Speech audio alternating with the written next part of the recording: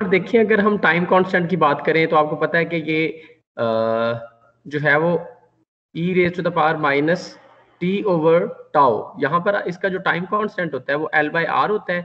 तो हमारे पास time constant की डेफिनेशन भी ये होती है आमतौर पे कि कैपेसिटर में आप डेफिनेशन क्या पढ़ते थे टाइम कांस्टेंट की? अब्दुल वहाब, आप यहाँ पर मौजूद हैं अब्दुल वहाब?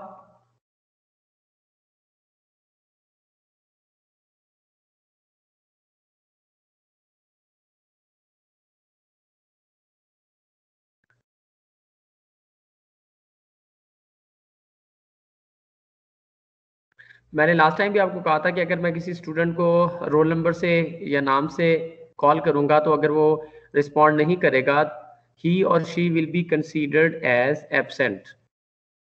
मेक श्योर और आपकी अब अटेंडेंस जो है वो अपलोड हो जाया करेगी। उसके अंदर ड्यूरेशन भी आती है, मैंने आपको पहले भी बताया था लास्ट टाइम कि हमें ये भी पता चल रहा था कि अगर 2 घंटे का जो सेशन है उसके अंदर आपकी प्रेजेंस जो है वो कितनी है। और ड्यूरिंग अगर मीटिंग में आपको कॉल करने पे आप रिस्पॉन्ड नहीं करते, it means you are not present here in the class.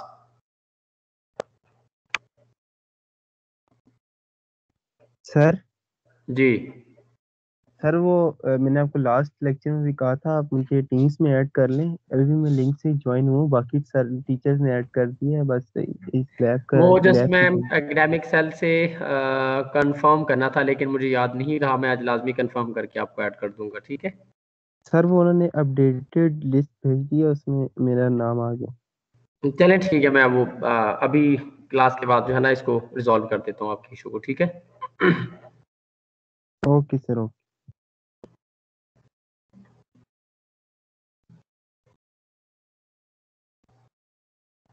जी अब्दुल वहाब, मैंने पहले आपको कॉल किया था, आपने रिप्लाई क्यों नहीं किया?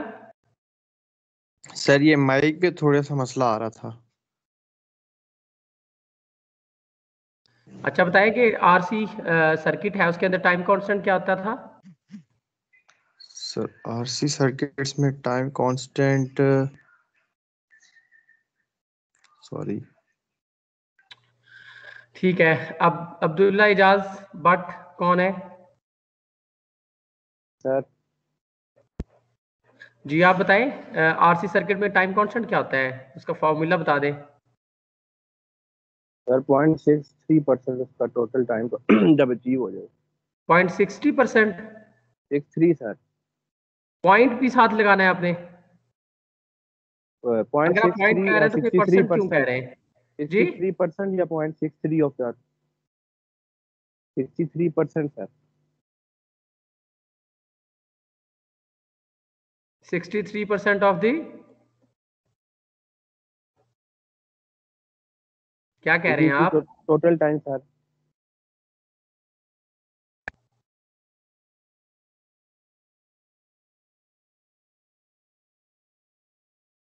63% of the total time, sir. 63% या 60%? 63, sir. ठीक है, यहाँ पर अगर आप देखें जो आपको स्क्रीन शेयर हो रही है, यहाँ पर आप एक्सप्रेशन देखें अगर करंट का, तो देखें ई की पावर में है। Excuse me sir. और जी जी सर ये तो डिफर करता है ना, मतलब अगर आप चार्जिंग कहेंगे तो फिर वो 63 होगा, अगर आप डिस्चार्जिंग यस की बात यस करेंगे वो एग्जैक्टली, 37 होगा। उन्होंने सही डिफाइन, बिल्कुल ऐसा ही है।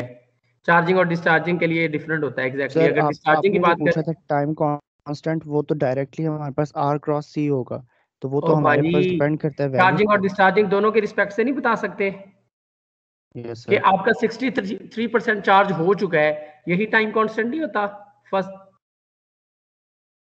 First time sir constant. Discharging अभी तो टाइम कांस्टेंट में आता है। Yes sir. डिस्चार्जिंग भी आता है उसको, वहां पर 37% होता है। ये देखिए यहाँ पर ये, अब यहाँ पर हमारे पास जो करंट की इक्वेशन है इंडक्टर के अंदर, वो 1 माइनस ई की पावर है। इसका मतलब है ये डिकेइंग नहीं होगा बल्कि राइजिंग एक्सपोनेंशियल होगा। तो अगर आपका करंट जो है वो 63% ऑफ स्टेडी स्टेट वैल्यू को अचीव कर चुका है, तो इसी को इन वन टाइम कांस्टेंट, तो एक टाइम कांस्टेंट के अंदर ये 63% आपकी अपनी स्टेडी स्टेट वैल्यू पर पहुंच जाता है। और ये देखिए आगे वो ये बता रहा है कि जब 4 टाइम कांस्टेंट होंगे तो अप्रोक्सीमेटली 98% तक, ये देखें आप, ये टाइम कांस्टेंट वर्सेस करंट का उसने ग्राफ स्केच किया हुआ है। अगर आप फर्स्ट को यहाँ पर देखते हैं ना, यहाँ पर इसके y एक्सिस के ऊपर करंट की वैल्यू है और x एक्सिस के ऊपर टाइम है, ठीक है। तो यहाँ पर 63% होगा। इसी तरह वो कह रहा है कि 4 के ऊपर आप जाओगे तो 98, यानी कि 98% तक तकरीबन फुली चार्ज हो चुका होता है। लेकिन 100% चार्ज अगर आप देखें तो वो 5 टाइम कांस्टेंट के अंदर ही होता है, ठीक है। ये करंट की इक्वेशन है, ग्राफ है सॉरी, इंडक्टर का।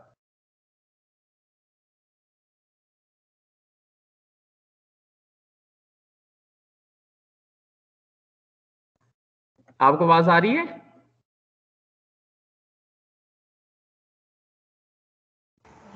Yes sir.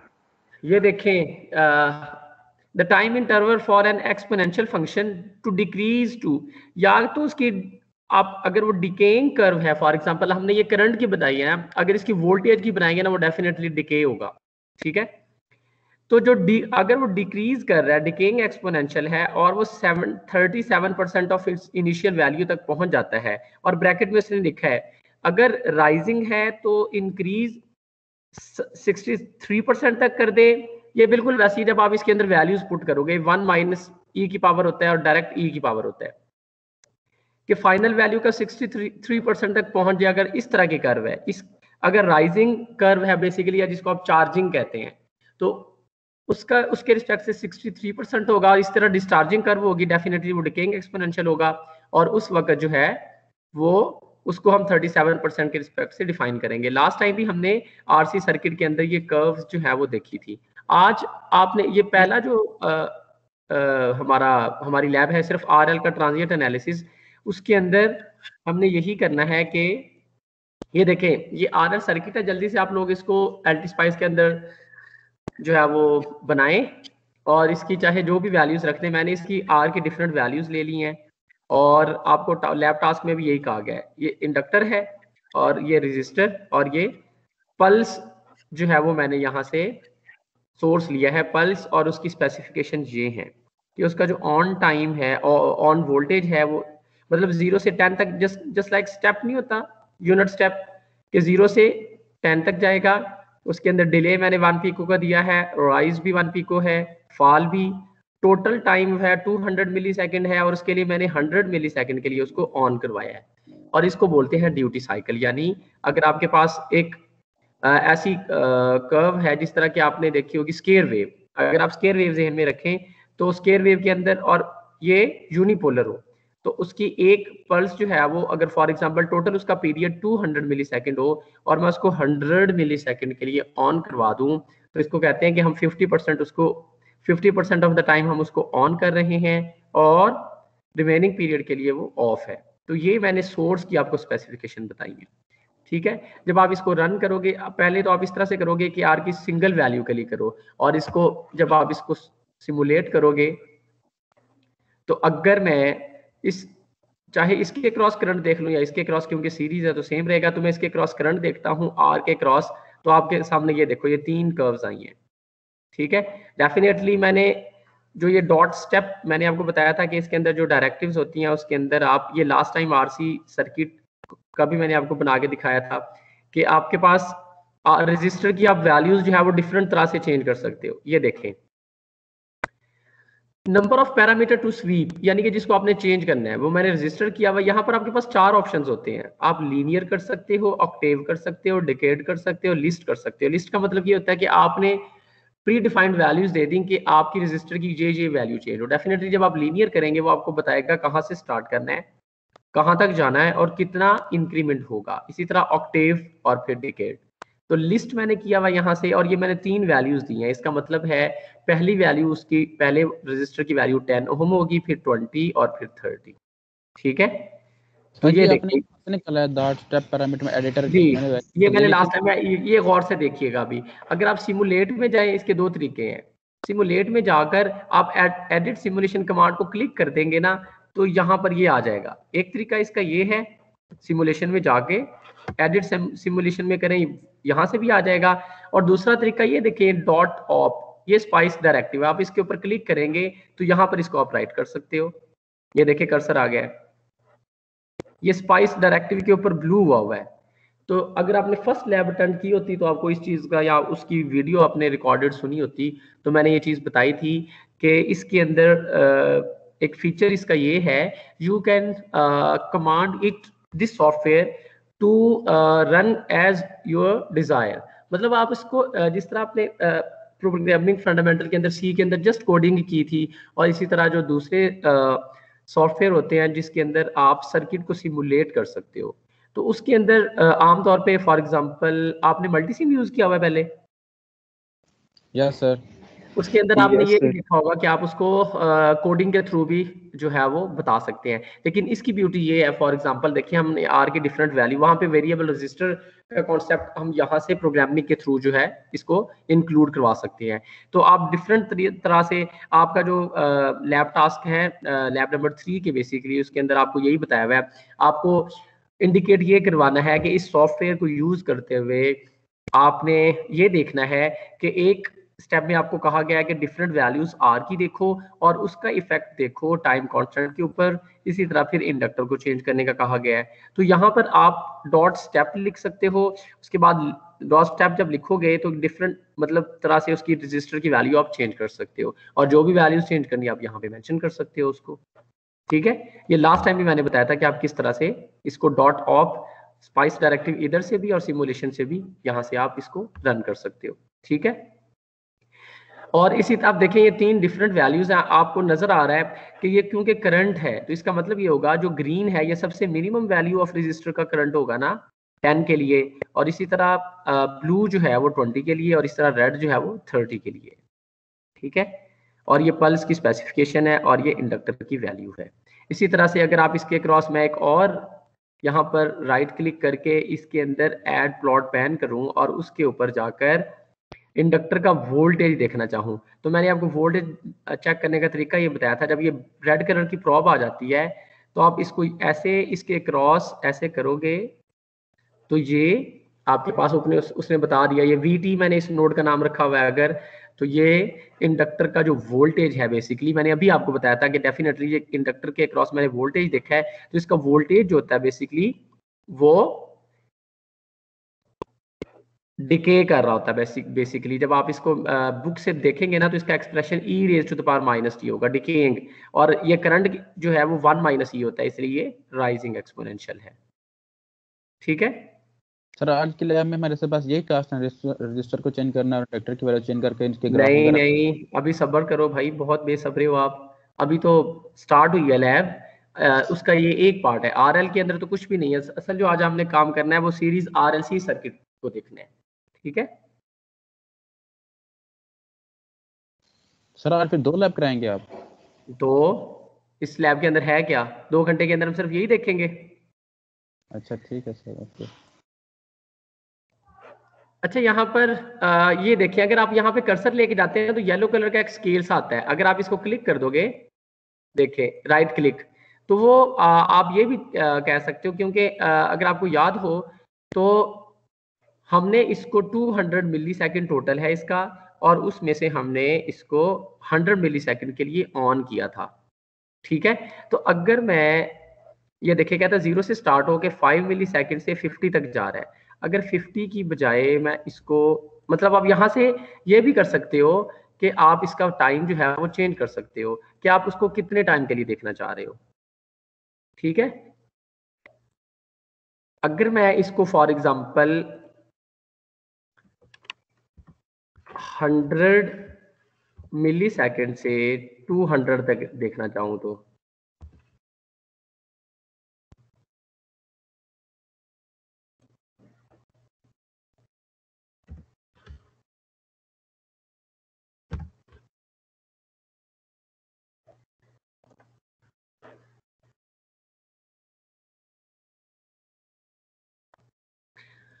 अच्छा, वो कह रहा है कि आप स्टार्ट इस तरह से नहीं कर सकते, आप कर्व जो है वो स्टार्ट करने से पहले जो है इसकी लिमिट सेट करोगे। आप अगर यहाँ से देखो तो आप इसको यहाँ पे जूम भी कर सकते हो स्पेसिफाइड एरिया के लिए, मैं आपको ये बताना चाह रहा था कि बाज़ बात इस तरह से होता है कि आप की जो चार्जिंग और डिस्चार्जिंग दोनों पैरेलल में चल रही होती है ना, तो आप जस्ट उसको सिर्फ एक इंस्टेंट के लिए भी देख सकते हो। फॉर एग्जांपल ये यहाँ पर आपको सिर्फ इस तरह की कर्व नजर आ रही है, तो यहाँ पर अगर टाइम देखें तो ये ट्रांजिएंट है और ये इसके बाद ये वाला जो है वो स्टेडी स्टेट है। तो ये स्केल जो है वो आपको हेल्प आउट करता है कि आप यहाँ पर स्केल को चेंज करके डिफरेंट टाइम के ऊपर इसका बिहेवियर देख सकते हो। अब आपको लैब टास्क जो है, अगर आप लैब टास्क वर्ड की फाइल में जो यहाँ पे अपलोड की हुई है वो ओपन करेंगे तो आपको ये तो यही काम आपने एक दफा आर के लिए करना है, फिर एल के लिए करना है, और इसके लिए आपके पास जो है वो वैल्यूज मौजूद हैं। एक टास्क हम जान इंटेंशनली ऐसा जो है वो ऐड करते हैं जिसके अंदर आपको सोचना पड़े। पहले आप मुझे ये बताएं कि आपने थ्योरी में अभी लास्ट क्लास के अंदर जो है वो क्या स्टार्ट किया था और कहां तक पहुंचे हैं इस बुक में आप?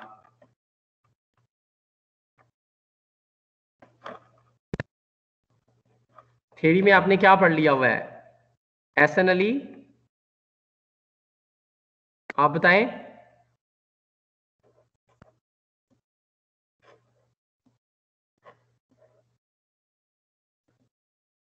Role number 77 Ehsan Ali.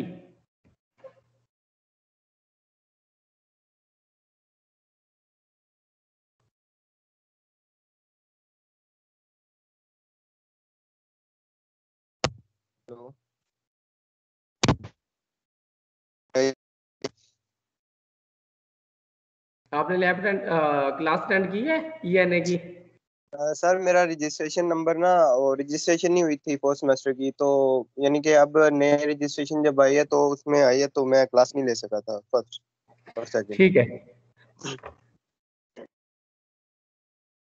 अलीशा जी, बच्चे आप किधर हो? बताओ आप कि थ्योरी में आपने क्या पढ़ा था? सर चैप्टर 6 किया था, differential equation and continuous. Differential equation में आपने आरएलसी तक पहुंचे हो या वहां पर 6 चैप्टर में? यस सर, पहुंचे चैप्टर 6। चैप्टर 6 में क्या किया था आप लोगों ने? सर वो सेकंड ऑर्डर डिफरेंशियल इक्वेशन की। अच्छा, ये वाला solution of second order homogeneous differential equation ये किया था सर? आरएलसी सर्किट किया था आपने? मैं यही पूछना चाह रहा हूँ। सर किया था। यस, आज हमने उसी को जो है वो यहाँ पर सिमुलेट करना है। तो उसके अंदर सर ने आपको इसकी जो 4 टाइप की वेव फॉर्म होती है, over damp, under damp, critically damp, इसके बारे में बताया था?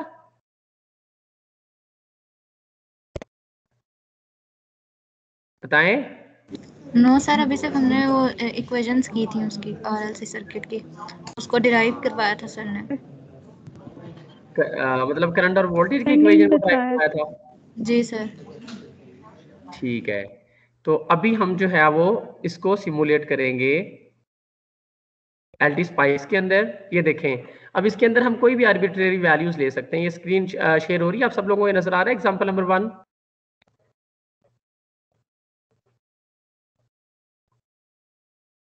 बताएं। यस सर, शो हो रही है। ठीक है, अब जो आरएलसी सीरीज सर्किट होता है उसके अंदर अगर हम स्विच को ऑन कर देते हैं किसी टाइम इंस्टेंट के ऊपर, तो आरएलसी सर्किट, तो इसकी अगर आप केवीएल अप्लाई करो, ये देखें केवीएल अप्लाई करोगे तो आपके पास ये इक्वेशन आ जाएगी।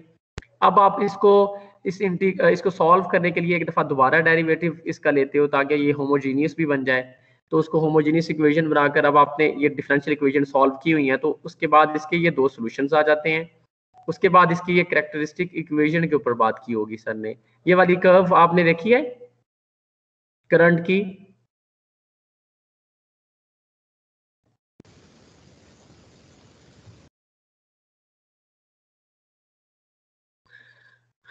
बताएं।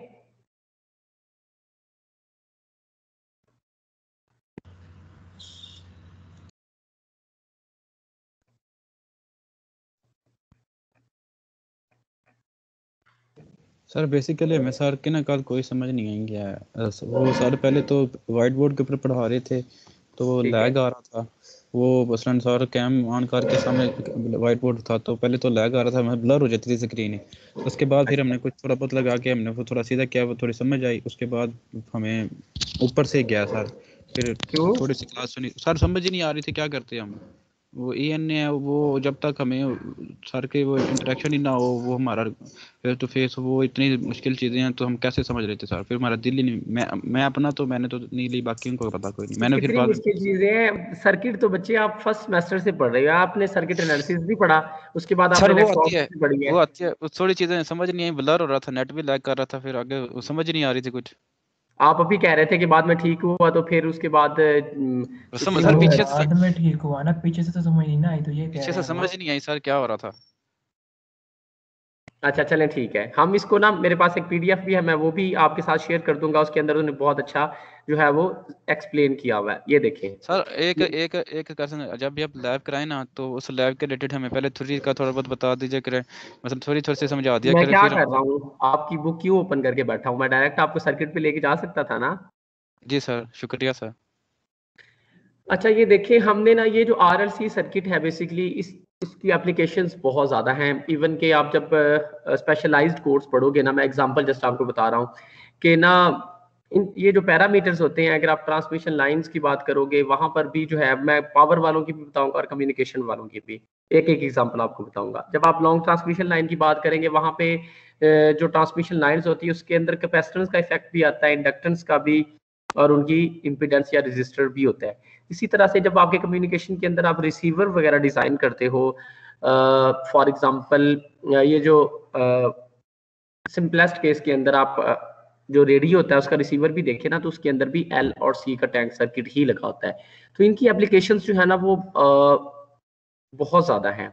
तो इनका बिहेवियर को अंडरस्टैंड करना ये आपके लिए बहुत जरूरी है कि अगर ये तीनों चीजें सीरीज में आ जाएं तो फिर क्या इफेक्ट होगा, और इसके ऊपर सोर्स भी डेफिनेटली डिपेंड कर रहा होता है। और इसी तरह से अगर ये पैरेलल में आ जाए तो फिर क्या फर्क पड़ता है। और ये वाली चीज आप लोगों ने FSC की फिजिक्स में भी पढ़ रही हुई है। जो रेजोनेंस का कॉन्सेप्ट पढ़ा था, आज हम उसको भी देखेंगे। इवन कि हम देखेंगे कि रेजोनेंस कब अकर होती है, होती क्या, बेसिकली हम सिमुलेशन से वेरीफाई भी करेंगे।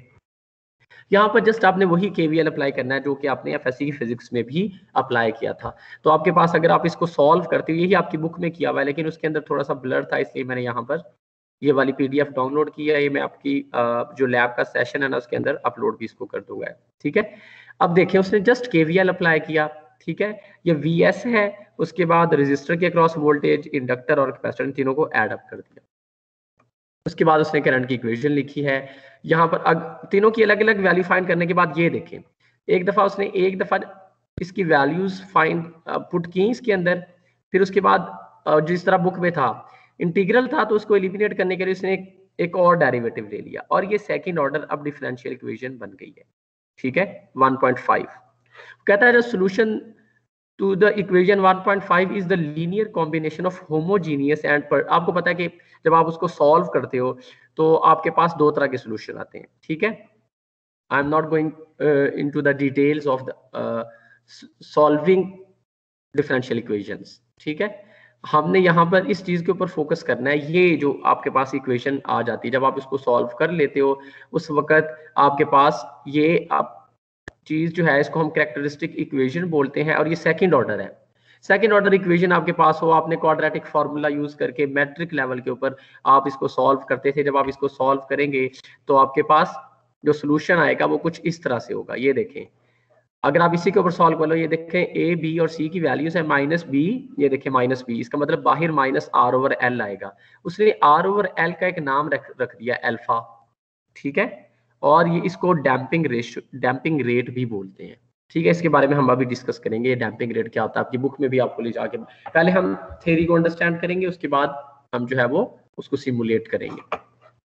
तो यहां तक किसी को कोई प्रॉब्लम नहीं होना चाहिए। RLC सर्किट हमने लिखा था, उसकी इक्वेशन लिखी थी, उसको सॉल्व किया है, इसको हम कैरेक्टरिस्टिक इक्वेशन बोलते हैं। और ये इक्वेशन से हमारे पास 4 पॉसिबल ऑप्शंस होंगे सेकंड ऑर्डर सर्किट के। बिल्कुल सेम कॉन्सेप्ट जो है वो आपने 5th सेमेस्टर के अंदर जाके जो कंट्रोल की लैब है उसके अंदर भी ये सेम कॉन्सेप्ट पढ़ना है, ये वाला, ठीक है। पहले आप मुझे बताएं यहां तक अगर किसी को कोई बात ना समझ आई हो तो, कि हम यहां तक कैसे पहुंचे हैं।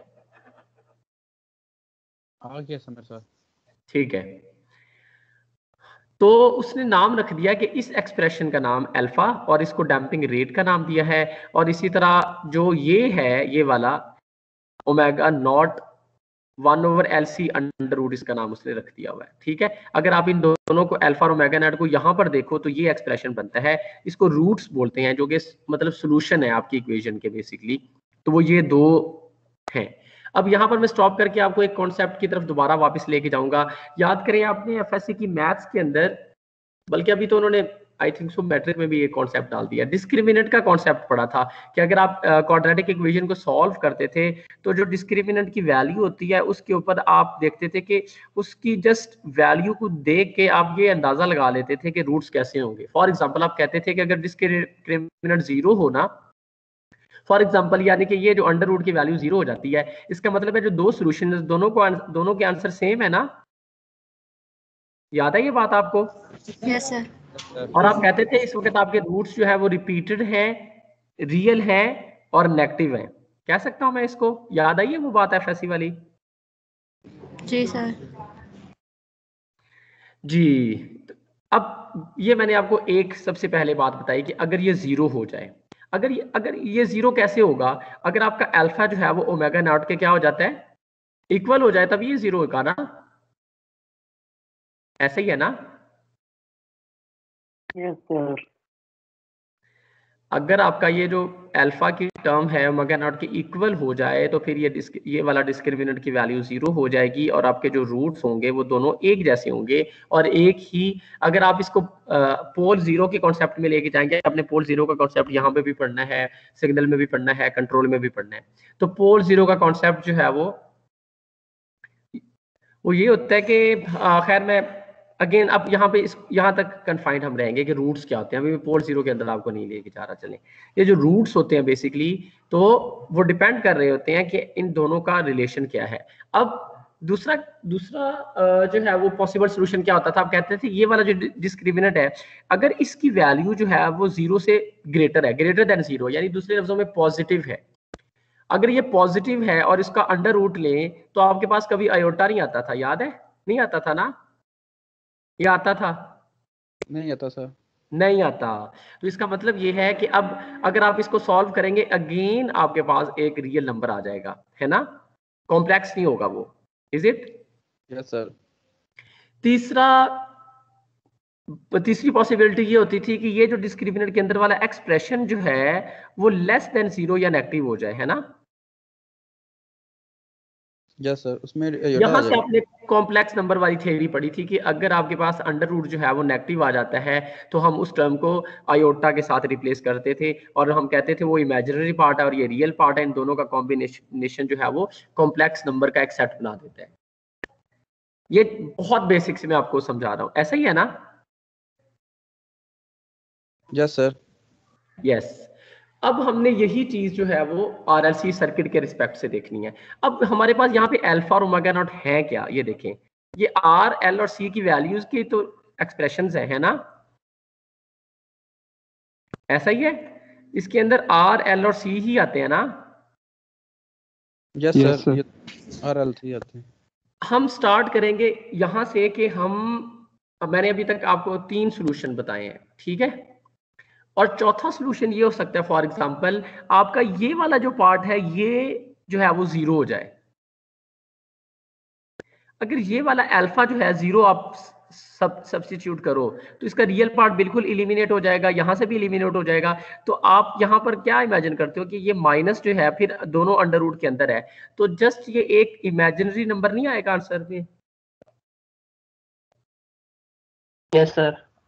ऐसा ही है ना? यस सर, इस पर है। अगर आप कॉम्प्लेक्स प्लेन, अब आपने पढ़ा हो कॉम्प्लेक्स प्लेन के अंदर आपके पास क्या होता है कि आपके पास जो एक्स एक्सिस होता है उसके ऊपर रियल नंबर्स होते हैं और वाई एक्सिस के ऊपर इमेजिनरी नंबर होते हैं, ऐसा ही है ना?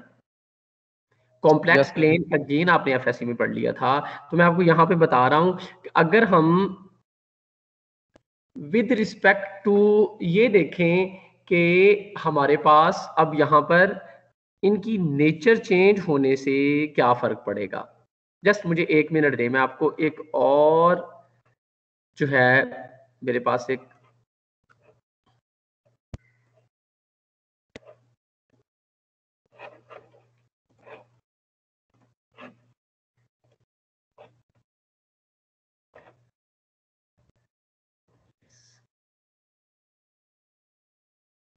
आपको नजर आ रही है ये वाली चीज? Yes sir. यहाँ पर मैं आपको ये अभी से इसीलिए बताना चाह रहा हूँ कि आपको वेव फॉर्म की जो है ना वो समझ आना शुरू हो जाए, क्योंकि ये सेकंड ऑर्डर सिस्टम है। जब आप RLC सर्किट बनाते हो, सबसे पहले तो आपको पता होना चाहिए कि जो ऑर्डर है सिस्टम का वो किस चीज के ऊपर डिपेंड कर रहा होता है। अभी मैंने आपको जो RLC सीरीज सर्किट दिखाया था ये वाला, उसी की बेस पे हमने ये सारी कैलकुलेशन की है ना, ये वाला है ना। असल में होता ये है कि ये जो L और C इंडक्टर और कैपेसिटर जो होते हैं ये एनर्जी स्टोरेज एलिमेंट है, और यहाँ पर ये इंडिपेंडेंट है। डिपेंडेंट इस तरह से होते हैं कि अगर सिर्फ L और C लगा होता और इसके अंदर और कुछ भी ना होता, फॉर एग्जांपल मैं कैपेसिटर को चार्ज करके उसके साथ इंडक्टर लगा दूं तो पहले कैपेसिटर इसको चार्ज करेगा, ठीक है, और खुद डिस्चार्ज हो जाएगा, और फिर ये इसको चार्ज करेगा, और इस तरह से ये एनर्जी को ट्रांसफर करते रहते हैं। मैं आपको सिर्फ ये बताने लगा था कि जो सेकंड ऑर्डर जब भी आता है हमारे पास, सेकंड ऑर्डर के अंदर इस तरह की इक्वेशन आती है जिसकी पावर जो है, जिसके अंदर वेरिएबल की पावर जो है वो 2 होती है। एक तो यहाँ से उसको कहते हैं हम सेकंड ऑर्डर है, और दूसरा ये कि अगर जितने भी एनर्जी स्टोरेज एलिमेंट्स होते हैं इंडिपेंडेंट इलेक्ट्रिकल सर्किट के अंदर, यानी अगर मैं फॉर एग्जांपल अभी हम RL सर्किट पढ़ रहे थे, उसके अंदर कैपेसिटर एब्सेंट था, तो जिसके अंदर कैपेसिटर नहीं होता उसके अंदर सिर्फ इंडक्टर होगा RL सर्किट, तो हम उसको फर्स्ट ऑर्डर इसलिए बोलते हैं, not due to this resistor, just because of this inductor और एनर्जी स्टोरेज एलिमेंट। यानी जितने एनर्जी स्टोरेज एलिमेंट आप लगाते चले जाएंगे किसी सर्किट के अंदर, उस सर्किट का ऑर्डर जो है वो उतना बढ़ता चला जाएगा। और ऑर्डर से वेरीफाई आप कैसे करते हैं? आप उसकी जब इक्वेशन लिखते हो डिफरेंशियल इक्वेशन, या तो आप यहाँ से देख लो कि डिफरेंशियल इक्वेशन का ऑर्डर जो है वो सेकंड होता है, या जब आप इसको सॉल्व करोगे तो उसके सोल्यूशन के अंदर भी सेकंड ही पावर आएगी, हाईएस्ट जो डिग्री होगी उसकी वो 2 होगी। तो यहाँ तक आपको ऑर्डर ऑफ द सर्किट मैंने आपको बता दिया। जो अभी हम बात कर रहे थे वो यही कर रहे थे। ये 4 पॉसिबल ऑप्शंस मैं आपको यहां से दिखाना चाहूंगा कि हमारे पास जो क्योंकि RLC सर्किट है सीरीज, तो इसके अंदर करंट जो है वो सेम रहेगा। तो मैं आपको जो अभी कॉम्बिनेशन बता के हटाऊं, हम जस्ट उनको एक वेव फॉर्म के रिस्पेक्ट से देखेंगे। हमने सबसे पहला कॉन्सेप्ट ये देखा था कि अगर आपके पास रूट बिल्कुल सेम आ जाते हैं, एक ही लोकेशन पे आ जाते हैं, जब आपका ये डिस्क्रिमिनेंट 0 है, यही मैंने आपको बताया था ना। अगर आपका ये डिस्क्रिमिनेंट 0 हो जाए, दोनों की वैल्यू सेम नहीं होगी, माइनस अल्फा। Yes sir. अगर ये दोनों, अब मैं अल्फा को अगर 3 का नंबर दे दूं तो ये -3, यानी कि दोनों रूट्स जो है वो रिपीट कर रहे होंगे, है ना? ऐसा ही है? Yes sir. अगर ये दोनों रूट्स रिपीट कर रहे हो तो उससे जो वेव फॉर्म बनती है ना, उसकी शक्ल कुछ इस तरह से होती है, आपने खुद अचीव करनी है, और इसका ये टाइम डोमेन के अंदर सोल्यूशन भी लिखा हुआ है, ठीक है। और ऐसी जो वेव फॉर्म होती है जब आपके रूट्स जो है वो बिल्कुल एक जगह पे रिपीट कर रहे होते हैं और नेगेटिव भी होते हैं, सेम होते हैं, इस वेव फॉर्म का जो इस वेव फॉर्म है, ये जो रिस्पॉन्स है, इसका नाम हमने क्रिटिकली डैम्प रखा हुआ है। आप खुद इसको देखोगे, मैं अपने वर्ड्स रिपीट कर रहा हूं। अगर आपने RLC सर्किट सॉल्व किया, उसके सॉल्व करने के बाद उसकी जो कैरेक्टरिस्टिक इक्वेशन है, जिसके अंदर आपके पास जो क्वाड्रेटिक फार्मूला से आपने, जिसका एक रियल और एक इमेजिनरी पार्ट एक अंडर रूट वाला पार्ट आ रहा था और दूसरा रियल आ रहा था, तो उसके अंदर हम देख रहे हैं कि अगर आपका जो है डिस्क्रिमिनेंट 0 हो जाए तो आपके रूट सेम होंगे, तो उससे जो आपकी वेव फॉर्म आएगी ना वो इस तरह से होगी, उसकी शक्ल इस तरह से होगी, और उसका नाम हमने क्रिटिकली डैम्प रखा हुआ है, ठीक है। वो चीज मैं जस्ट आपको एक दूसरे सिनेरियो में जाके समझा रहा हूं। अब दूसरा केस आता है ये वाला, ओवर डैम्प वाला। ओवर डैम्प के अंदर क्या होता है? अगर ये डिस्क्रिमिनेंट जो है इसकी वैल्यू ग्रेटर देन 0 या पॉजिटिव हो जाए, अगर ये पॉजिटिव होगा तो उस वक्त रूट्स जो होंगे उनके अंदर अगेन ये देखेंगे, ये रियल एक्सिस के ऊपर पड़ा हुआ, ये एस प्लेन है बेसिकली।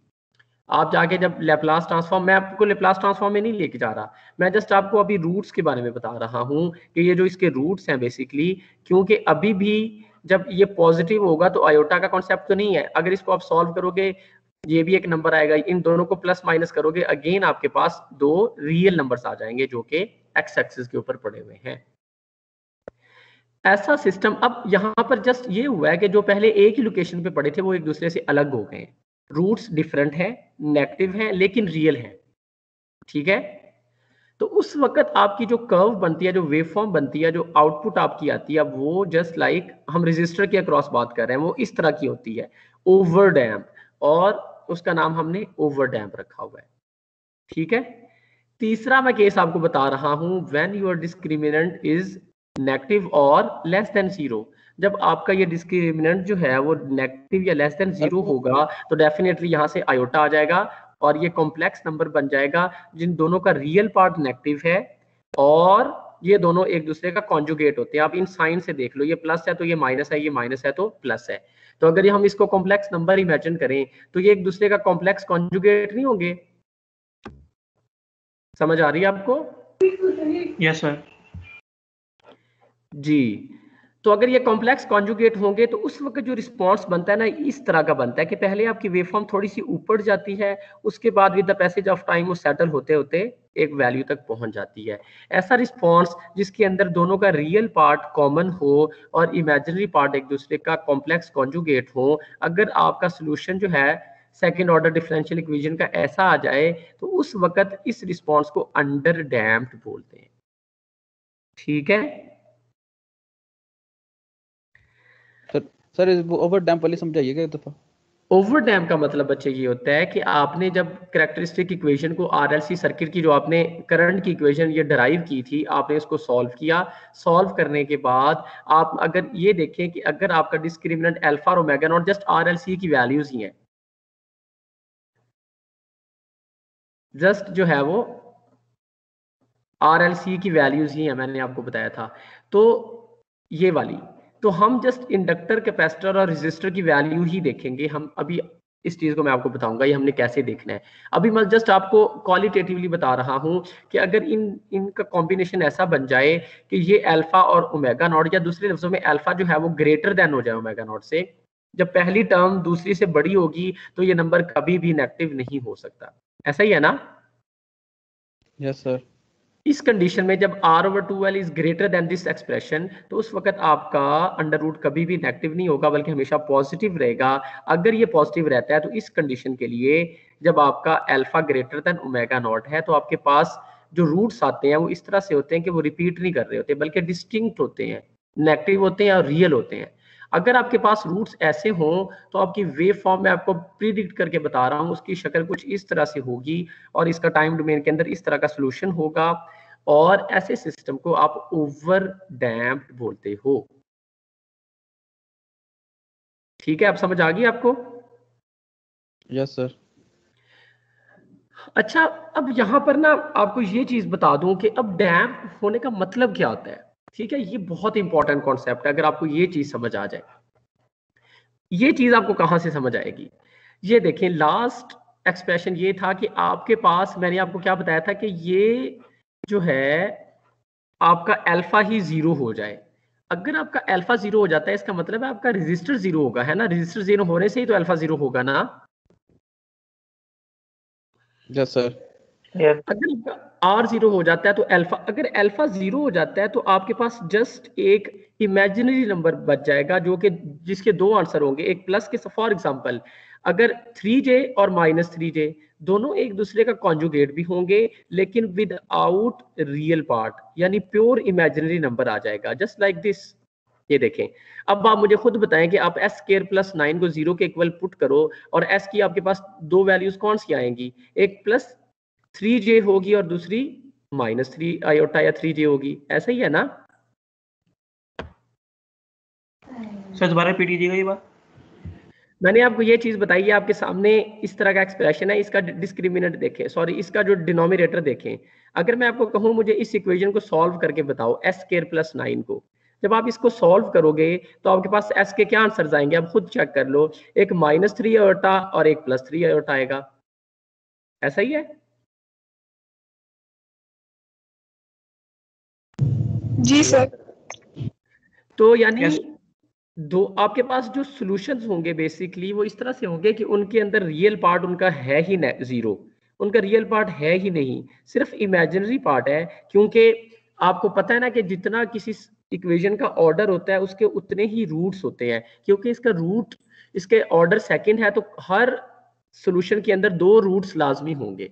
तो हम उन रूट्स की नेचर डिस्कस कर रहे हैं कि अगर वो प्योर इमेजिनरी हो जाए विद नो रियल पार्ट, उस वक्त आपके सिस्टम को अनडैम्प बोलते हैं और उसकी wave form just like this होती है, साइनोसॉइडल ऑसिलेशन। इसको अनडैम्प भी बोलते हैं, यानी देयर इज नो डैम्पिंग। अब मैं यहां पर आपको बताऊंगा कि इसको अनडैम्प बोलते क्यों है। अगर हम इस पीडीएफ के अंदर वापस चले जाएं और देखें, मैंने अभी आपको बताया था कि हमने अल्फा को जीरो करना है, तो ठीक है, या तो हम इंडक्टर को इनफाइनाइट कर सकते हैं या रेजिस्टर को जीरो कर सकते हैं, ऐसा ही है ना? Yes sir. आप पहला इस चीज को छोड़ दें, इंडक्टर को। हम कहते हैं कि हम आर जीरो करना चाहते हैं। अब आर का कॉन्सेप्ट क्या होता है आरएलसी सर्किट के अंदर? आप मुझे ये बताओ कि रेजिस्टर को आपने क्या, मतलब आपने फर्स्ट सेमेस्टर से, अगर मैं रेजिस्टर की आपसे फिजिकल प्रॉपर्टीज पूछूं कि रेजिस्टर अगर आप किसी सर्किट में लगाते हो तो उसका बिहेवियर क्या होता है, वो क्या करता है? Sir linear behaviour show sir करता लीनियर है। हीट अप हो जाता है, जी, लीनियर हीट अप हो जाता है। आपने कभी लैब के अंदर रजिस्टर जलाया कभी ब्रेड बोर्ड के ऊपर काम करते हुए? यस सर, जब पावर उसकी ज्यादा से ज्यादा हो जाए। आमतौर पे अगर हम एनर्जी की बात करें, जब आप रजिस्टर लगाते हो किसी सर्किट में, तो उस एनर्जी को रजिस्टर क्या कर रहा होता है? डेसिपेट कर रहा होता है in the form of dissipate कर रहा होता है, एग्जैक्टली। हम कह सकते हैं वो एनर्जी अब्सॉर्बर है। Yes sir. Yes sir. आपके घरों में जो इलेक्ट्रिक हीटर होता है उसके अंदर क्या होता है, टंगस्टन की वायर जो है उसको वाउंड किया होता है।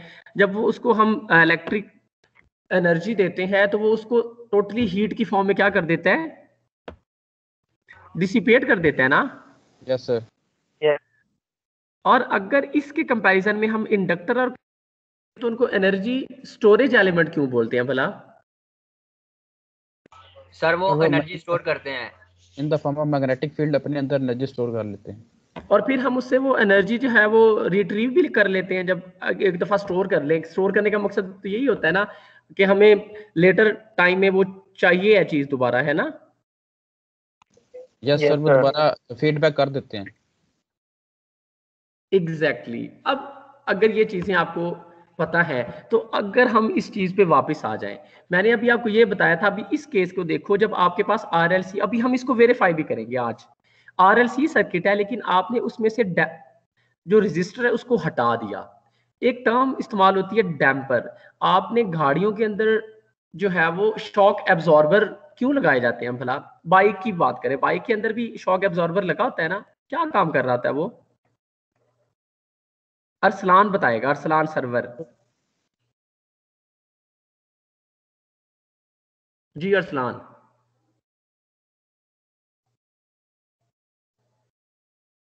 Arsalan Sarwar, roll number 197। भाई कोई मुश्किल क्वेश्चन ही आपसे पूछना, अगर आप यहां पर मौजूद हो तो आंसर करो।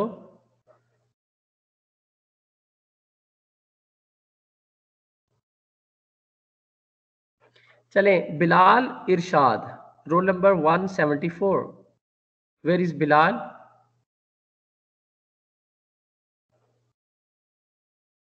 Are you there?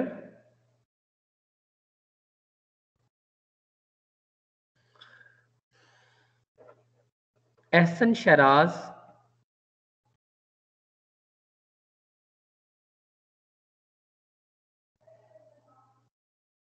सर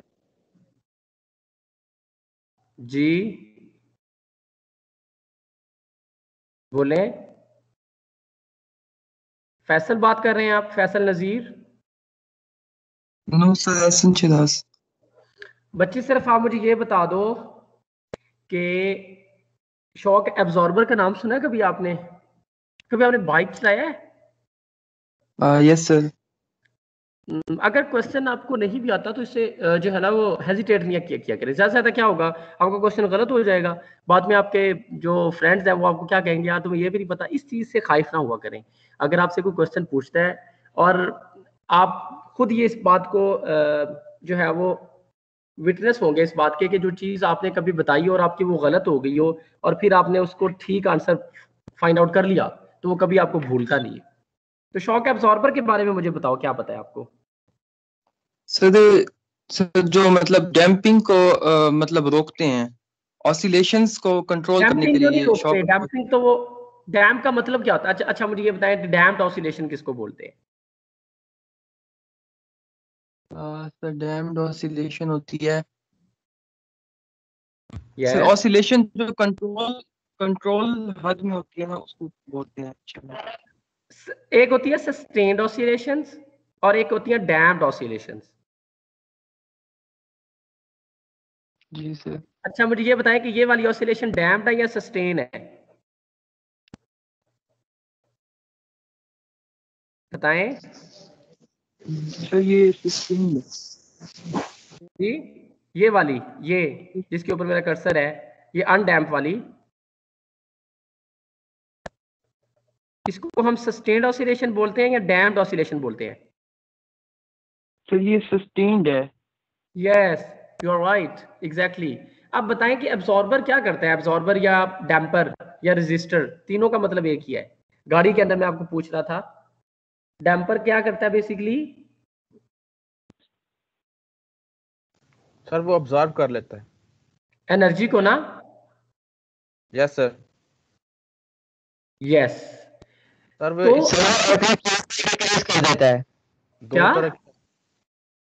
दो तरह की ऑसिलेशन होती है ना, एक डैम्प होती है, एक स्टेन्ड कर देता है। अगर एक टाइम पे एक स्टूडेंट बोलेगा तो मेरे ख्याल में सबको सही तरह से समझ भी आएगी। जी हाँ बोलना फिर। दो स्टूडेंट, हाँ बोलें। सर वो एम्पलीट्यूड को डिक्रीज कर देता है। ये नहीं, शॉक अब्जॉर्बर क्यों लगाता है गाड़ियों में, अब बताएं। सर वाइब्रेशंस जो है ना, उनको उसके एम्पलीट्यूड को डिक्रीज कर देता है। यानी आप ये चाहते हैं, दूसरे लफ्जों में, सादा लफ्जों में यार सबको बता दो कि इसलिए लगा होता है कि जब आप स्पीड ब्रेकर से ऊपर से गुजरे तो आपको जर्क ना लगे, है ना? Yes sir, exactly. और इसका आरएलसी सर्किट के अंदर भी यही होता है। अब ये वाला जो अनडैम का केस है, मैंने अभी आपको मैथ से बताया कि ये उस वक्त अचीव होगा जब आपका रजिस्टर क्या हो जाए, 0, है ना? रजिस्टर की जगह पे आप क्या कर दो, शॉर्ट सर्किट कर दो। यानी दूसरे लफ्जों में, अगर आपके सर्किट के अंदर energy dissipating element, energy absorbing element ना हो, आइडियल केस बता रहा हूं सॉरी, कि आपको पता है ना कि आपका जो सर्किट होता है, जब आप उसको वायर्स के साथ कनेक्ट करते हो तो वायर के अंदर भी तो रेजिस्टेंस होती है और उसके अंदर भी, और समटाइम आपने देखा कि अगर एक वायर है उसकी कैपेसिटी से ज्यादा करंट उसमें से गुजर जाए, वो बर्न हो जाती है, या अगर उसे थोड़ा सा कम गुजारे तो बहुत ज्यादा हीट अप हो जाती है। ऐसा ही है? Yes sir. आपने अगर हीटर लगाया होगा ना घर में, फॉर एग्जांपल वायरिंग अच्छी नहीं हुई, उसने हल्की तार इस्तेमाल की है, तो आप देखेंगे कि या आप एक्सटेंशन अगर आप यूज करें कभी और उसके ऊपर कोई आप हैवी लोड लगा दें तो वायर जो है वो बहुत हीट अप हो जाती है। ऐसा ही है? सर हॉस्टल में काफी जलाई है। अच्छा, तो इसका मतलब ये होता है कि जब आप उसकी कैपेसिटी से ज्यादा उसमें से करंट गुजारते हो तो ज्यादा उस हीट की फॉर्म में एनर्जी वो है जो अब्जॉर्ब करना शुरू कर देती है, हीट जनरेट करना शुरू कर देती है। लेकिन अगर आपके पास ऐसा पॉसिबल नहीं है रियलिटी में कभी भी कि किसी वायर की रेजिस्टेंस जो है उसको आप नेग्लिजिबल कर लो। हम कह रहे हैं फॉर एग्जांपल वो मिनिमम है, तो जो अभी आपको मैंने एलसी सर्किट की बात बताई थी, एलसी टैंक सर्किट, ठीक है, तो उसके अंदर रेजिस्टर नहीं होता, फिर उसके अंदर क्या होता है, इस एक इंस्टेंट के अंदर पहले फॉर एग्जांपल कैपेसिटर चार्ज होता है, कैपेसिटर चार्ज होता है, उसके बाद वो खुद डिस्चार्ज होते हुए इंडक्टर को चार्ज कर देता है। यानी इसकी एग्जांपल बिल्कुल वैसे दी जाती है जिस तरह सी सॉ नहीं होता वो, या आप इस तरह से एग्जांपल ले लेंगे, दो बच्चे जो है वो फुटबॉल एक दूसरे के साथ जस्ट एक्सचेंज कर रहे हैं, एक दूसरे की तरफ जो है वो फेंक रहे हैं, वो उसकी तरफ फेंकता है, वो उसकी तरफ फेंकता है। या उसकी एग्जांपल कुछ बुक के ऑथर्स ने इस तरह से भी दिया कि आपके पास 2 बकेट्स हैं, 2 बाल्टियां पानी की, आप एक में पानी उठाते हो, दूसरे में डाल देते हो, दूसरे में से उठाते हो, पहले में डाल देते हो। यानी इन सब सारी डिस्कशन को अगर मैं नट शेल के अंदर बताऊं, when your electrical circuit consist of just energy storage elements, और वो एक दूसरे का आपको पता है कि कन्वर्ट, मैं कह सकता हूं कि आपका जो इंडक्टर और कैपेसिटर का बिहेवियर होता है वो बिल्कुल एक दूसरे के कन्वर्ट्स में होता है। यानी इंडक्टर के अंदर जो आपका करंट है बेसिकली वो लैग कर रहा होता है जबकि वोल्टेज लीड करता है। इसी तरह कैपेसिटर के अंदर करंट लीड करता है, वोल्टेज लैग करता है। और आपके पास अगर हम आगे जाके आप पढ़ेंगे कि अगर हम रिएक्टिव पावर की बात करें तो जो इंडक्टर है वो रिएक्टिव पावर खा जाता है, एब्जॉर्ब कर जाता है, जबकि कैपेसिटर वो inductive power reactive power generate करता है। तो इन सारी बातों के बताने का मकसद ये है कि जब कैपेसिटर और इंडक्टर एक सर्किट में लगे हों और कोई भी रेजिस्टिव एलिमेंट ना हो, उस वक्त आपके पास इस तरह की ऑसिलेशंस आती हैं। यानी दूसरे लफ्जों में एनर्जी आपकी टू एंड फ्रो मूव करती रहती है, एक्सचेंज होती रहती है, लेकिन कभी भी जीरो नहीं, यानी कि डिके नहीं होती। ठीक है, ये मैं आपको आइडियल केस बता रहा हूं। लेकिन अब यहां से अंडर डैम्प का मतलब ये है कि अब आपके पास डैम्पर की वैल्यू है लेकिन कम है। अब आप यहां पे देखें, ये स्टार्ट में बिल्कुल इसकी कर्व ऐसी ही नहीं है जैसी ये वाली थी, यानी ऑसिलेशंस आई, इन दोनों ने एक दूसरे को ऑसिलेट मतलब एनर्जी एक दूसरे को ट्रांसफर करना शुरू की म्यूचुअल, लेकिन रेजिस्टर जो है उसने एनर्जी एब्जॉर्ब करना शुरू कर दी और with the passage of time एक जगह पे जाकर ये वेव फॉर्म सेटल डाउन हो जाती है। ठीक है, समझ आ रही है इन बातों की आप लोगों को? यस सर, समझ आ गया। Yes sir. अब हमने ये चीज देखनी है, यहां तक अगर आपको समझ आ गई हो तो हमने अब आगे ये देखना है। ये देखें, अब आपकी जो बुक वाला है ना, सबसे पहले ये केस लेता है। अब मैं आपके सामने नेक्स्ट टाइम से आपने ये करना है, जब भी आप लोग लैब के लिए बैठोगे ना तो आपके पास रजिस्टर और जो है ना वो एक बॉल पॉइंट लाजमी होनी चाहिए। अभी मैंने आपको वैल्यूज बतानी है और मैंने आपको कहना है कि मुझे वो क्रिटिकल रजिस्टर की वैल्यू बताओ इस सर्किट के लिए। अब ये देखिए मैं आपको बताता हूँ, अगर आपके इंडक्टर की वैल्यू है 47, जल्दी से नोट करें, सब लोग नोट करो। इंडक्टर आपके पास 47 मिली हेनरी है, कैपेसिटर आपका 47 नैनो फैराड है। ये स्क्रीन में शेयर भी हो रहा है, नजर आ रहा है सबको?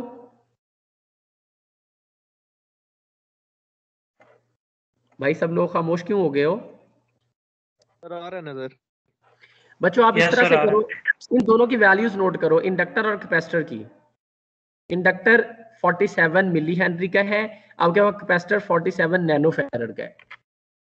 ठीक है, नोट करो जरा इस वैल्यू को।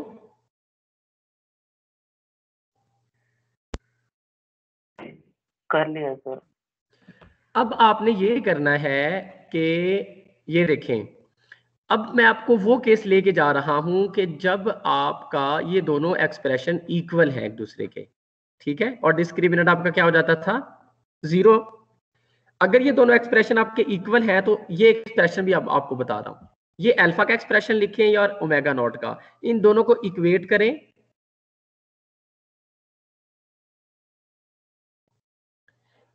इक्वेट करने के बाद आप आर की वैल्यू मुझे बताएं क्या आती है जल्दी से।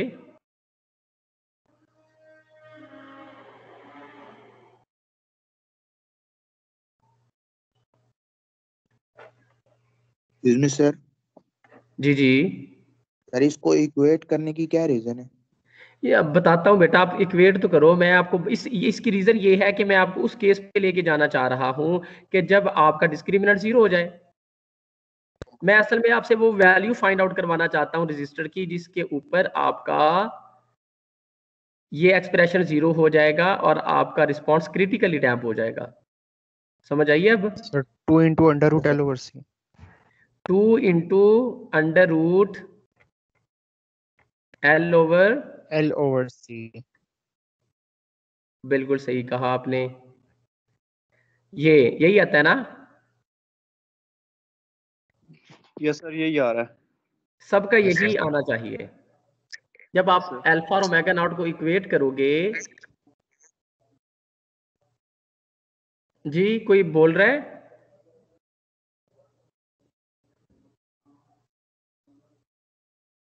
अब इस एक्सप्रेशन के अंदर जो मैंने आपको वैल्यूज लिखाई थी एल ओवर सी की, उसको पुट करो और मुझे आर की वैल्यू बताओ सब लोग। ये सब लोग करोगे तो मैं आपको बता रहा हूं आपको बहुत फायदा होगा इस चीज का। जब सर आपको इस आर्टिकल पे लेके आएंगे तो आपको ऑलरेडी ये चीज समझ आई होगी। और आप जब सिमुलेशन करोगे तो उसके अंदर आपको हर चीज वाजे नजर आएगी कि क्या हो रहा है। और 63.24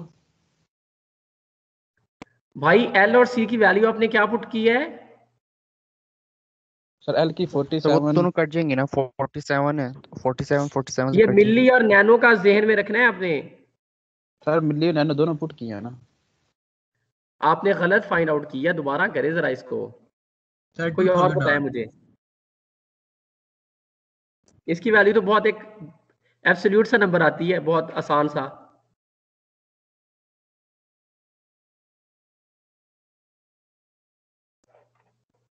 किससे पूछूं? सर 2K तो नहीं आ रही। एग्जैक्टली फाइजा आप सही है। खबर आप सही कह रहे हैं। 2000 आ रही है सबकी वैल्यू। यस सर 2000 वैल्यू आ रही है अब सबकी, ठीक है। ये देखें, अब उसने ऐसा ही किया। जब ये देखें, जब आर की वैल्यू 2000 पुट की है, उस वक्त जो आपका केस है ये क्रिटिकली डैम्प है। अब आपने करना क्या है, जल्दी से आप जाएं एलटी स्पाइस के अंदर, ठीक है। और आप ये करेंगे, मैं इसकी वैल्यू एक फिक्स कर रहा हूं, यहां पर आप लगाएं इंडक्टर,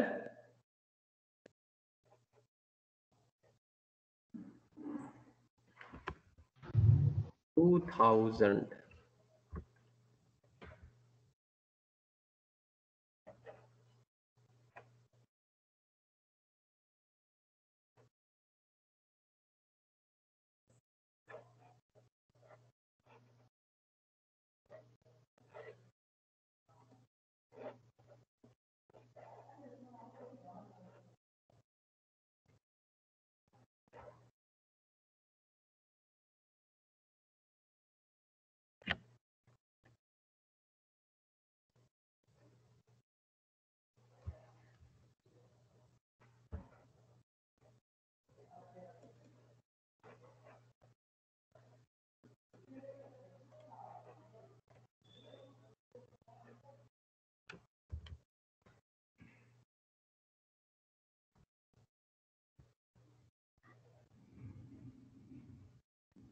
यही वैल्यूज थी हमारी। यस सर यस सर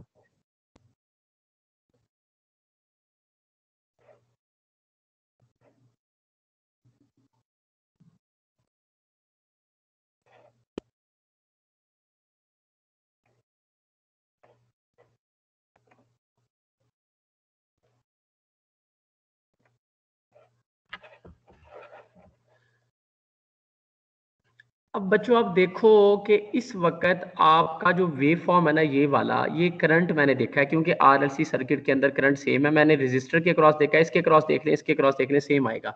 तो ये वाली जो वेव फॉर्म है ये क्रिटिकली डैम्प है। और इसके अंदर आप टाइटल इसका चेंज कर सकते हो। आपने इसको लिखना है यहाँ पर कि आर की वैल्यू आपकी यहाँ पर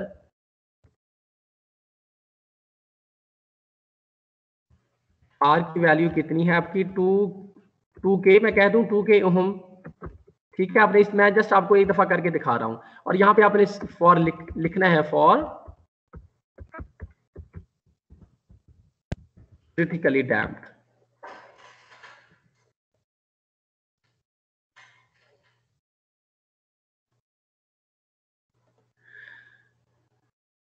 अच्छा वो यहाँ पे नहीं लिखने दे रहा, जस्ट इसको आई ऑफ 2000 करके।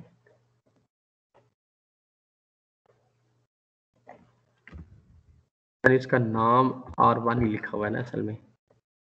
ये देखें, तो आपको ये चीज नजर आई है कि आपका जो अब मैंने आपके सामने आर की वैल्यू 2000 पुट की, और ये इस वक्त जो केस है, अब आप ये नोट करेंगे कि ये 3.6 मिली एम्पेयर तक जा रहा है जब आपने रजिस्टर की वैल्यू 2000 पुट की है। और ये बिल्कुल इसके साथ सिमिलर है। इसने यहाँ से इससे पहले की वैल्यू नहीं दिखाई, क्रिटिकली डैम्प। आपने ये चीज नोट करनी है कि एक वैल्यू से स्टार्ट होकर वो 0 तक जाता है।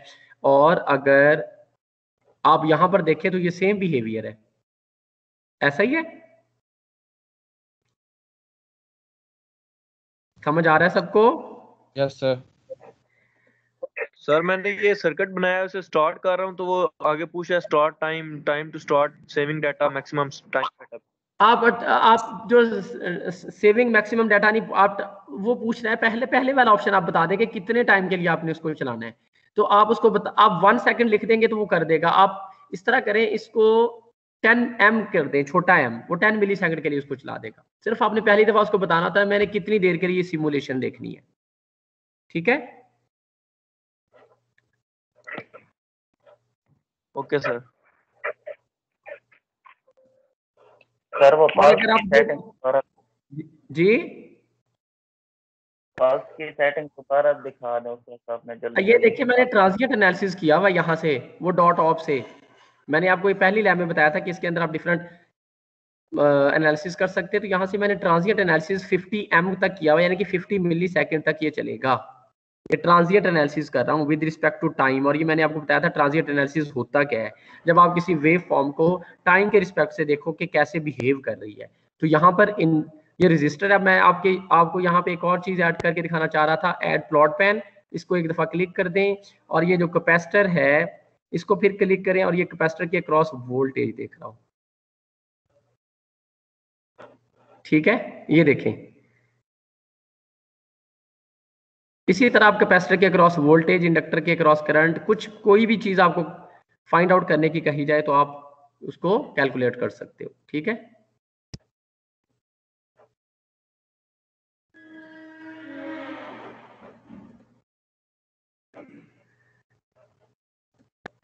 यहां तक सबको समझ आ गई है?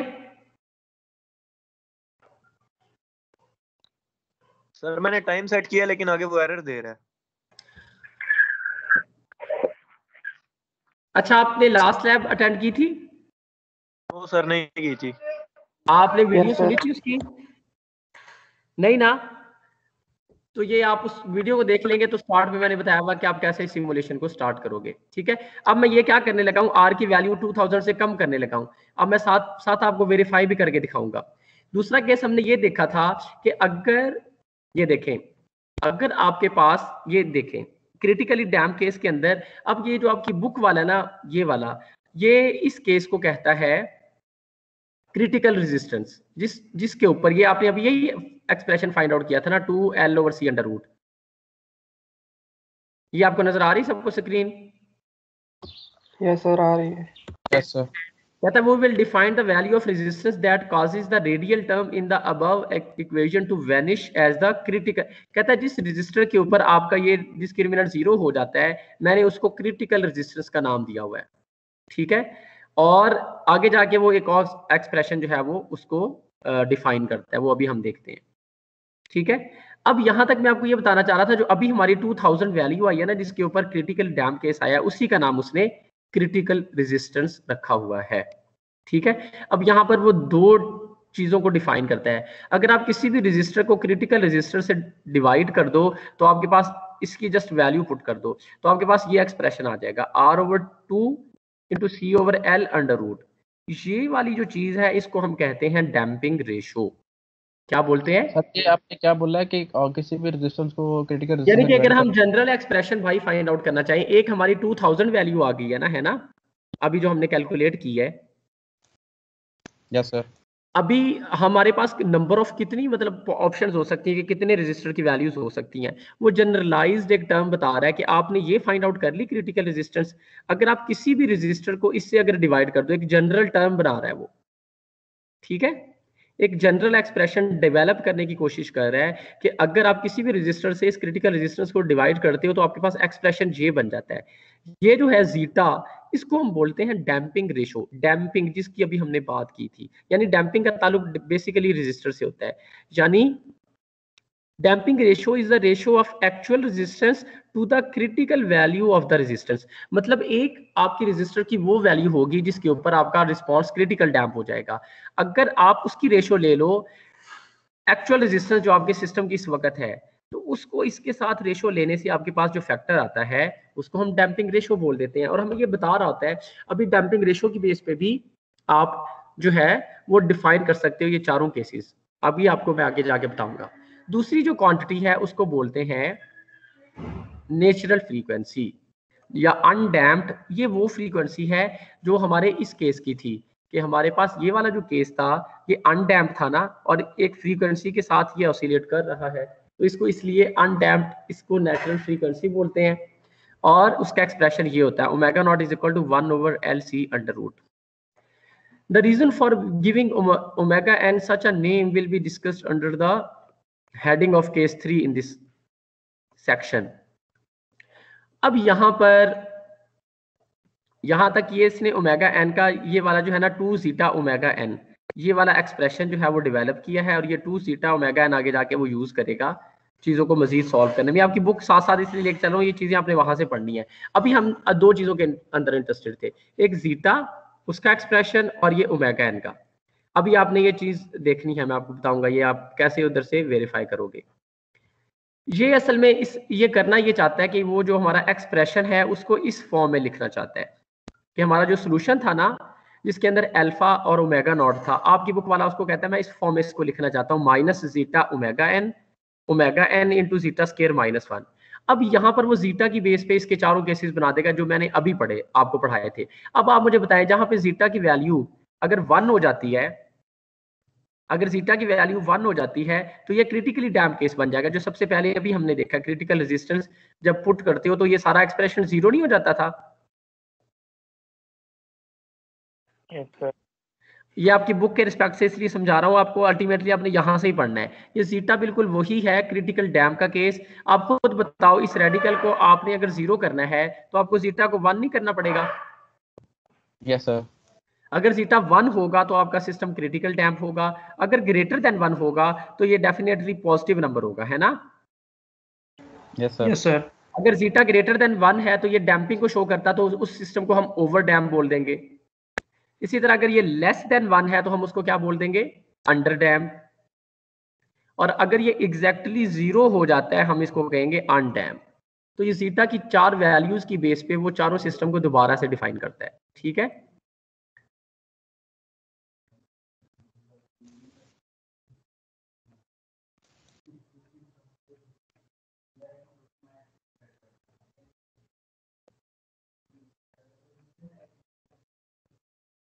ये देखें ये over damp, critically damp, under damp. Over damp के अंदर जीटा की वैल्यू ग्रेटर देन 1 होगी, क्रिटिकल डैम्प के लिए एग्जैक्टली 1 और अंडर डैम्प के लिए लेस देन 1। आप इसके अंदर वैल्यूज पुट करके देख लेंगे तो आपको समझ आ जाएगी। तो ये चीज अब मैं आपको यहाँ पर हमने बस हमारे लास्ट जो चीज रह गई है वो ये है कि हमने इसके अंदर अब आर की वैल्यू जो है वो चेंज करके देखनी है। तो अगर इसकी वैल्यू हम चेंज करके देखें, इसको हम 500 कर देते हैं 2000 की बजाय। अगर हम इसको 500 करते हैं और इसको दोबारा से रन करते हैं तो अब अगर आप देखें यहां पर आपको एक चीज दिखानी है मैंने कि अगर आप इसको देखें तो आपको ये नजर आ रहा है ये वाला केस। अब मैंने क्रिटिकल वैल्यू से रजिस्टर की वैल्यू कम की थी तो ये अंडर डैम्प का केस है ना। पहले क्रिटिकल डैम्प था, अब अंडर डैम्प है। अंडर डैम्प केस अगर आप यहां से जाके देखें तो ये कैसा होता है, यहां से भी देख लें। अंडर डैम्प में पहले ऑसिलेशंस आती हैं, with the passage of time ये डिके होते होते कम हो जाती हैं और इसको बोलते हैं डैम्प्ड ऑसिलेशन, कि आपकी ऑसिलेशन डैम्प हो गई है, खत्म हो गई है, इलिमिनेट हो गई है। इधर भी देखें तो आपके पास अंडर डैम्प केस के लिए आपके पास क्या होता था, अल्फा ओमेगा नॉट से लेस होता था। ठीक है, और अगर आप यहां से देखो ये वाला एक्सप्रेशन, तो हमारी जो क्रिटिकल रेजिस्टेंस की वैल्यू आई थी वो 2000 थी। आप सबने कैलकुलेट की थी ना? Yes sir. अगर आपने वो कैलकुलेट की है तो अब इसका मतलब है हम 2000 से लेस करेंगे तो आपका सिस्टम अंडर डैम्प की तरफ जाएगा। तो उसका एक्सप्रेशन जो है वो ये देखें यहाँ पर, यहाँ से भी आप इसको वेरीफाई कर लें कि आपके पास ऑसिलेशंस आती हैं, with the passage of time वो कम होते होते 0 हो जाती हैं। और क्या हमारा ये एक्सप्रेशन ऐसा नहीं है? यहाँ से एल्टी स्पाइस से आप चेक करें तो ये देखें क्या आपके पास स्टार्ट में oscillations I, with the passage of time जाके वो डिके होते होते खत्म हो गई। अब यहाँ से आपके पास फिक्स्ड रिस्पॉन्स आ रहा है। ठीक है, यस सर। इस रिस्पॉन्स को क्या बोलते हैं? Under damp. अब आप मुझे बताएं ओवर डैम्प के लिए क्रिटिकल, यानी कि आप ये समझ लें कि क्रिटिकल रेजिस्टर की वैल्यू जो होती है ना वो in midway between over and under damp होती है। पहले हमने इसको 2000 सेट किया था, पहले हमने इसको 2000 सेट किया था, ठीक है। अब हम इसको क्या करें, 2000 से पहले मैंने 500 किया। अब आप मुझे बताएं ओवर टाइम के लिए मैं इसकी वैल्यू क्या पुट करूं? सर ज्यादा 2000 ज्यादा 3000 कर लें? 3000 कर दें सर। मैं 3000 कर रहा हूं और इसको दोबारा सिमुलेट कर रहा हूं, तो आपके पास जो वेव फॉर्म आती है वो कुछ इस तरह से है। अगर आप इसको जूम करें तो ये देखें, ये वाली जो वेव फॉर्म है ये इस तरह से है और इसका नाम है ओवर डैम्प्ड। आप ये इसको यहां से भी वेरीफाई कर सकते हैं, ये देखें। और इधर से भी ओवर डैम्प की जो केस होता है वो ये होता है, ये वो यूनिट स्टेप के लिए बेसिकली। तो आपकी वेव फॉर्म देखें, ये ओवर डैम का केस है। तो आपको जो टास्क दिया गया है वो यही दिया गया है। अगर आप देखेंगे कि आपने वैल्यू वो फाइंड करनी है रजिस्टर की जिसके लिए आपका सिस्टम जो है कभी under damp, over damp, critically damp किस वैल्यू के लिए वो हो रहा है। अब हमारा लास्ट केस रह गया है कि जब आपने अनडैम्प केस जो है वो डिस्कस करना है। अब कौन मुझे बताएगा कि फराज अली नासिर, आप मुझे बताएंगे मैंने अनडैम्प केस देखना है तो मैं रजिस्टर की वैल्यू क्या करूं? फराज अली,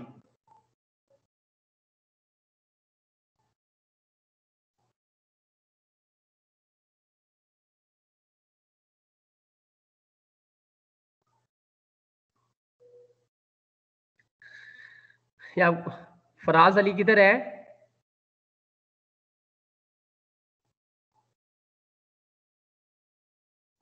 देखे नहीं है ना ये फराज अली अब यहां पर मीटिंग में। हारिस आफ्ताब कौन है?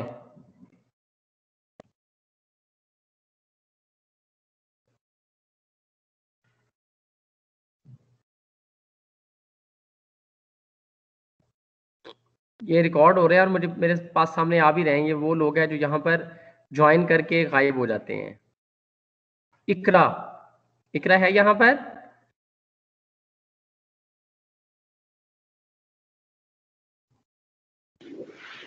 Yes sir. आप बच्चे मुझे ये बताएं कि मैंने सर हारिस आफ्ताब जी।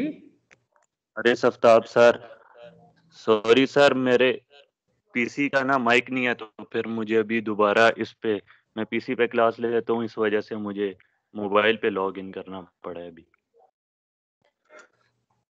अच्छा, आप बताएं कि अगर मैं ये वाला केस देखना चाहता हूँ अनडैम्प का ये वाला, तो इसके लिए मुझे अब रजिस्टर की वैल्यू इस एल्टी स्पाइस में क्या पुट करना पड़ेगी? कौन सा सर? ये वाला सर। ये चलिए मुझे ये बताएं कि अभी हमने ये वाला जो रिस्पॉन्स देखा ये क्या चीज है, इसका नाम क्या है? अनडैम्ड के लिए सर कर रहे हैं ना अभी। ये अनडैम्ड का केस है ये वाला? नहीं सर, ये वाला तो डैम्ड का है ना। कौन सा डैम्ड? कौन सा डैम्ड, ओवर या अंडर? Over sir. अच्छा ये बताएं क्रिटिकल रेजिस्टेंस की वैल्यू क्या आई थी जब मैंने आपको कैलकुलेट करने का कहा था? 2000 सर। आपने कैलकुलेट की थी ऑनेस्टली? सर मैंने नहीं की थी क्योंकि मैंने फर्स्ट क्लास नहीं ली थी, इस वजह से मुझे सॉफ्टवेयर यूज करने नहीं आ रहा था, मैं साथ साथ वही पढ़ रहा था। भाई उसका तो सॉफ्टवेयर से ताल्लुक ही नहीं है। मैंने एल और सी की वैल्यू बताई और एक्सप्रेशन बताया, उसका तो सॉफ्टवेयर के साथ दूर दूर तक कोई ताल्लुक नहीं है। अच्छा चलिए आप मुझे ये बताएं कि अब रजिस्टर की वैल्यू क्या करूं? मैं अनडैम्प्ड केस देखना चाह रहा हूं। सर 0। 0? Yes sir. चलिए ठीक है, आप रजिस्टर को हटाते हैं यहां से और इसको अगर आप इसको यहाँ पे कनेक्ट कर देते हैं तो आपके पास अब ये, अगर आप इसको रन करते हो तो उसके बाद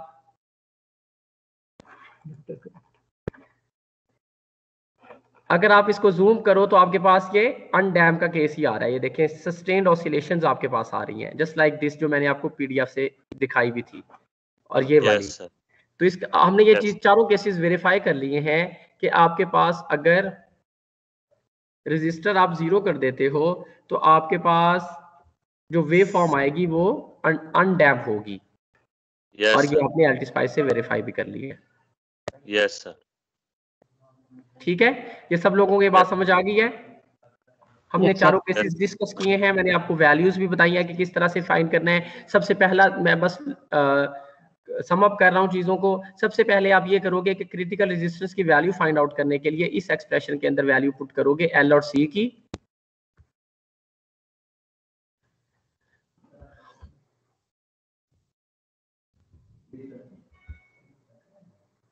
इस एक्सप्रेशन के अंदर जब आप एल और सी की वैल्यूज पुट कर दोगे आपके पास क्रिटिकल रेजिस्टेंस आ जाएगी।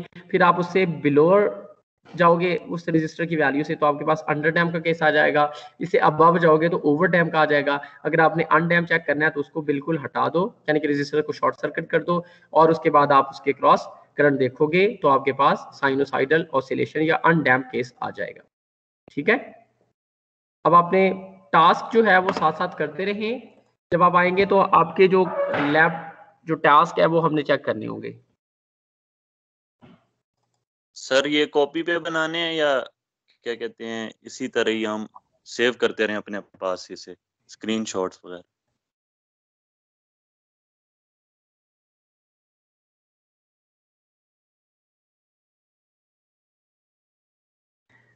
आपने कॉपी बनानी है। मैंने आपको लास्ट टाइम भी कहा था कि आप कॉपी परचेज कर लें, आपको अपने सिटी में से भी मिल जाएगी। और साथ साथ ये जो आपने करना, जो आपके टास्क दिए होंगे, आपने उसका स्लाइड सी जो जिस तरह आपको बताया थ्योरी लिखकर उसके साथ आपने एलटी स्पाइस की वो डायग्राम पेस्ट करनी है, साथ उसकी वेव फॉर्म भी पेस्ट करनी है।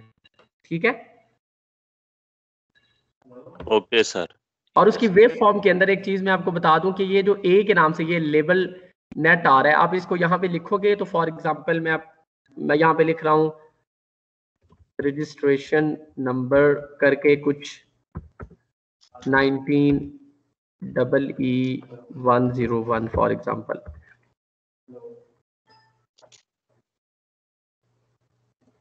अच्छा, इसके अंदर आप अपनी तरफ से इस सर्किट का जो है वो नाम भी दे सकते हो। ठीक है, तो आपने इसका नाम देना है यहाँ पर। ये मैं जस्ट आपको ये जस्ट समझा रहा हूँ कि इस तरह से करके आपने ये इस चीज को वेरीफाई करवाना है कि ये सर्किट आपने खुद से बनाया हुआ है। ठीक है, तो आपने अपना रजिस्ट्रेशन नंबर जो है वो ये जो एलटी स्पाइस का आपने मॉडल बना रहे हैं इसके अंदर ऐड करना है। ठीक है, समझ आ रही है आपको? तमाम स्टूडेंट्स का जो कॉपी होगी उसके अंदर ये चीज उन्होंने इंश्योर करनी है कि ये काम उनका अपना है। ठीक है,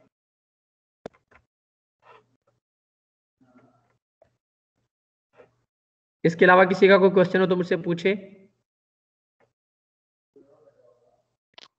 सर एक मरतबा अंडर और ओवर का चेक करवा दें। जी सर अंडर और ओवर का ग्राफ एक मरतबा दिखा दें, उसकी कंडीशंस अंडर तो समझ आ का ये देखें वो ना सिमिलर होता है काफी। इसको आप इवन आपको डिस्टिंग्विश करना ही मुश्किल हो जाता है। वो मैंने रजिस्टर हटा दिया है। मैं आपको ये बता रहा हूँ कि आप खुद से ये आपको टास्क करने की कोशिश कीजिएगा ना। अभी हमने क्रिटिकल रजिस्टर्स की वैल्यू 2000 पुट की थी, उसके ऊपर क्रिटिकल डैम्प आएगा। आप 2000 से अबव जाओगे ओवर डैम्प का केस हो जाएगा, और उससे बिलो जाओगे तो अंडर डैम्प का हो जाएगा। तो आप इसके अंदर पैन ऐड करके दोनों को कंपेयर करके देखिएगा। तो आप अगर आप देखते हो तो एज सच आपको ये देखें, ये क्रिटिकल डैम का केस है, ये ओवर डैम का केस है। क्रिटिकल और ओवर की बात कर रहा था कि अगर आप इसके वेवफॉर्म की देखो तो तकरीबन शक्ल काफी मिलती जुलती होती है। लेकिन अंडर डैम का ये होता है कि उसके अंदर ऑसिलेशंस पहले आती हैं, फिर with the passage of time जो है वो डैम्प्ड होते होते जीरो हो जाती है। ये आप खुद से करके देखिएगा इसके अंदर, समझ आइए। सर थ्योरी कितनी मिनिमम कितनी पेजेस की होनी चाहिए सर? उसके अंदर बस आपके पास बुक है ना, तो उसके अंदर जो मैंने आपको चीजें बताई हैं, ये चीजें आपने 4 चीजें देखनी है। एक एक्सप्रेशन जो लिखना है, ये पीडीएफ में आपसे शेयर कर दूंगा ये वाली।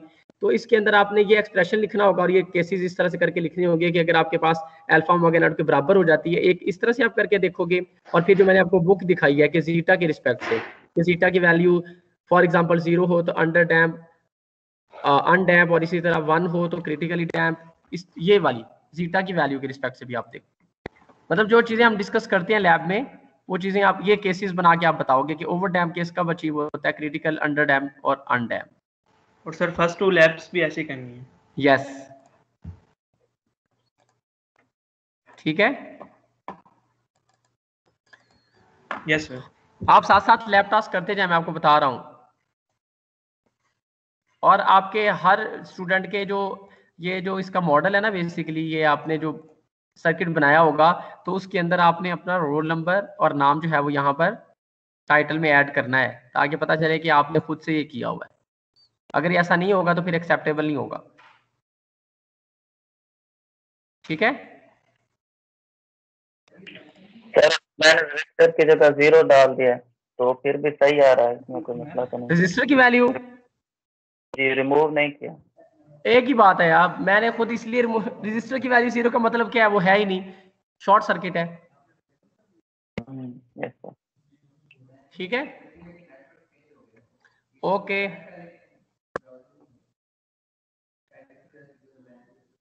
सर आपकी